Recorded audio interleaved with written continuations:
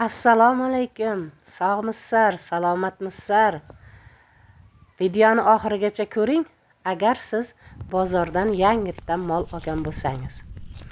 Agar siz bozordan yangitdan mol olgan bo'lsangiz, mana bunday molingiz arriq bo'lsa, tuqqan sigiringiz gijjaga qarshi dorilardan bering. Ham yungini tashlaydi, jarqillab semiradi, ham suti ko'payadi.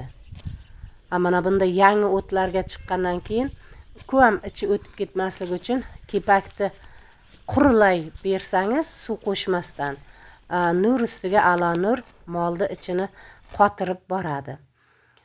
Agar ko'k o'tga tishini ko'p urib qo'yayotgan bo'lsa, albatta oldiga tuz qo'yamiz va quri yemishlardan beramiz. Har qanday molni bozordan olganingizda, buzoqma, sigirma, albatta birinchi o'rinda gijjasini va bit kanasini tozalash kerak.